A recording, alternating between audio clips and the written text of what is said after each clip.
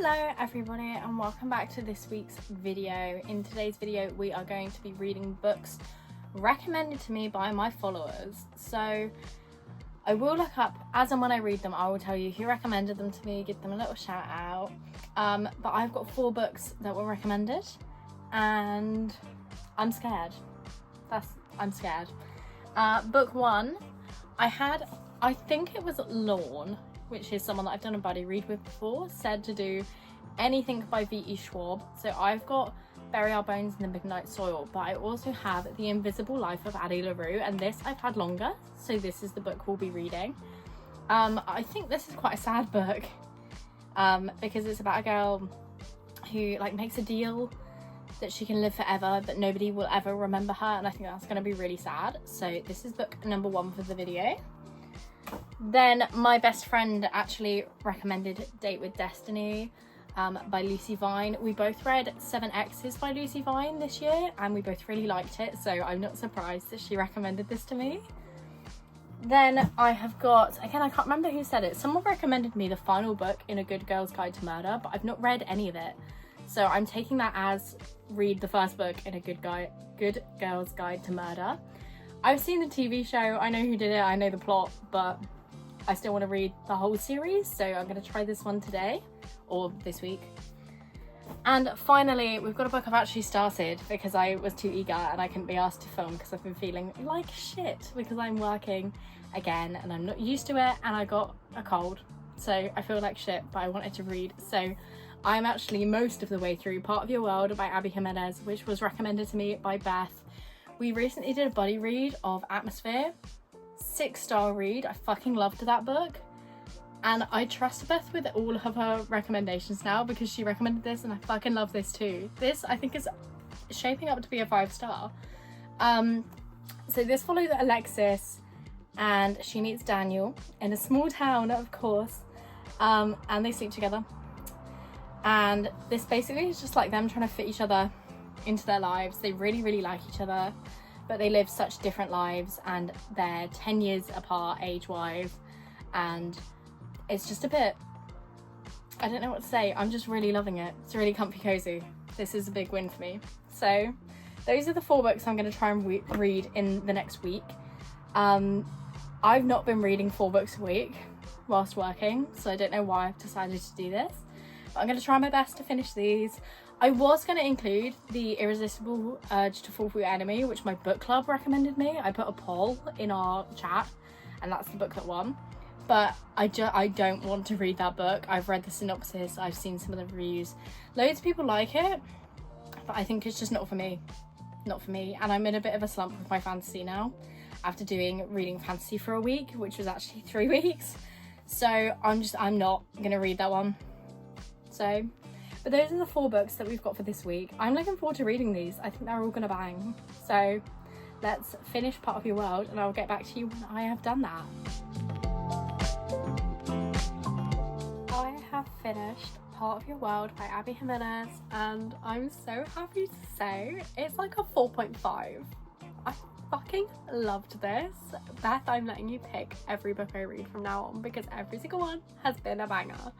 So next up, I'm gonna read A Good Girl's Guide to Murder, which again I'm a little bit nervous to go into. I have seen the TV show, so I know what happens, kind of. Like, it's a bit fuzzy, but I remember the plot line basically.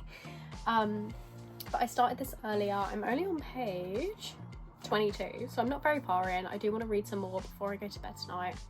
But basically this is following a girl in 6th form called Pip, who for her EPQ is doing a piece on, or a project on, the disappearance of a girl in her town. Everyone is basically like, no, don't do that, that's very personal and you're gonna upset everyone by doing that. And she's like, fuck it, I'm gonna do it anyway. So that's what we're following. So far it's been a little bit like, not mixed media, but you get like, if I show you, you get like the entries into her project versus the actual text. You get interviews, they go like an interview style. So far there's, and like the start of the book is her application to do the EPQ on this. So it's quite cool so far. I'm very interested to see the differences between this and the TV show, you know, any details they missed out. but it's way bigger than I thought it was. This is over 400 pages. I thought it was like 300, so might take me a smidge longer to read this, but I am enjoying it so far and I do plan to read some more now. So I'm gonna go do that and I'll get back to you when I have finished this book. It's been a couple of days now. I have finished A Good Girl's Guide to Murder and I'm so happy. I actually really loved this, like more than the TV show. I enjoyed the TV show, don't get me wrong, but this has so much more detail and the intricate links between every character and all the details surrounding Andie Bell, this missing girl. It's just so well done. Like, I wasn't expecting so much more information, but I'm glad I've got it now, and I'm very happy to say this is actually a 5-star read. I don't read many mystery thrillers, so it's kind of easy for them to get a high rating from me because it's such like a one-off, but this genuinely I think deserves it. It falls into the same category for me as The Naturals, where I think it's so clever that I couldn't rate it any lower. So this is a 5-star. I now cannot wait to read the rest of the series. I'm gonna have such a big October TBR and I literally don't know if I'm gonna be able to read that much, because I don't even think I've hit double digits for reading this month yet, which is sad because my average for reading each month is like 15 books. So I want to keep that as high as I can because I think it's impressive. It's like a little competition with past me to see how much I can read each year. So this is a 5-star. I'm really happy that this was recommended to me, and that means our next book has been chosen, which is The Invisible Life of Addie LaRue by V.E. Schwab. This was technically chosen by me, but suggested by Lorne was a book by V.E. Schwab. I had two options, this and Bury Our Bones in the Midnight Soil, and I thought I'll start with this one because I've had it longer. I'm about 100 pages in, literally 105 pages. It's okay. I'm not particularly fussed by it yet. It's a big boy. It's over 500 pages, and if you know my schedule, I upload on Fridays. It's now Thursday and I have 2 books left to read. Whoops. So I am going to try and read as much of this as possible before I go to sleep tonight, because tomorrow I then have to read whatever remains of this and hopefully a whole another book.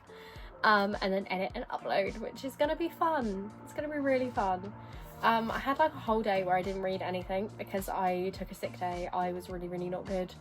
I was losing my voice, I was coughing. It was really not fun, and I'm coming out the tail end of that now, so I still don't feel great, but I can now, like, I've got my attention span back. I can sit and I can read, so I'm hoping I can get through a big chunk of this. What doesn't help is that whilst filming this, I then realised that I had a deadline coming up for an arc, so I'm also reading that arc at the same time, which is taking up a lot of time for me. So that's why I've not managed to do anything really with this video. I feel like this is an underwhelming one, but I've had 2 really good books so far. I'm hoping that this one will end up being highly rated as well, and I'm hoping that I do have time to get onto Date with Destiny because that was recommended by my best friend. So, but if I don't get to it in this video, I will definitely read it over the weekend and it will still end up in my September wrap up. So let's see if I can finish this first, and if not, then you're enticed to come back and watch my wrap up to see what I think of Date with Destiny. I feel like this was really rambly, but there we go. I will catch up with you when I finish The Invisible Life of Addie LaRue.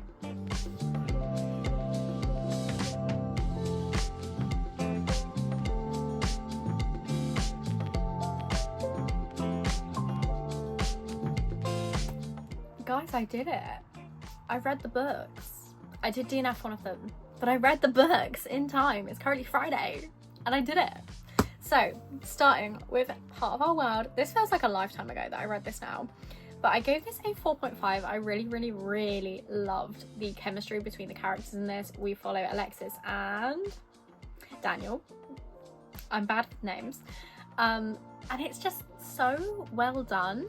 Like, even there's not like a third act conflict, but like the reasons keeping them apart didn't irritate me as much as I thought they would. But I really enjoyed this, and I'm so glad, because now I'm quite happily going to dive straight into my next Abby Jimenez book. So 4.5 for this one. Then we had A Good Girl's Guide to Murder, which again was an absolute banger, 5 stars. I have seen the TV show of this. I think I've mentioned this multiple times now in the video, but I did enjoy the TV show. But this gave me so much more than I could have asked for. There was so much detail added. Not added, obviously, but like from watching the TV show first to reading this, to me it was added information because I didn't have it to start with. But absolutely love this. I love the way that Holly Jackson's mind works, which is surprising because I really didn't like 5 Survive, which is the only other Holly Jackson book that I've read. But I really love this, and again, I'm gonna try and read the next 2 books in this series as soon as I possibly can. So exciting times. Then the DNF was unfortunately The Invisible Life of Addie LaRue. I don't quite know what didn't gel with me in this book, but I just couldn't get interested. I made it, I think, about 150 pages in. Let's check. Okay, not even that. I made it to page 142, which is good going. Like, that would be halfway through a standard romance book. This, however, is 500 and something pages long. I don't like long books unless I'm really interested in them. I was not really interested in this, and I think by 142 pages, I should have been interested. I should have cared about the characters. I should have wanted to know if Addie suddenly gets recognised or remembered by someone, but I just didn't care. So I've DNF'd this, and I think I will be unhauling it. I have been told by one of my friends in book club that they didn't like The Invisible Life of Addie LaRue, but then they really loved Bury Our Bones. So I am going to keep Bury Our Bones, because if you know me, if I don't like a book by an author, I'm getting rid of the whole collection of their books I own. I'm not one for second chances, unfortunately, but I'm gonna give V.E. Schwab a second chance and read Bury Our Bones.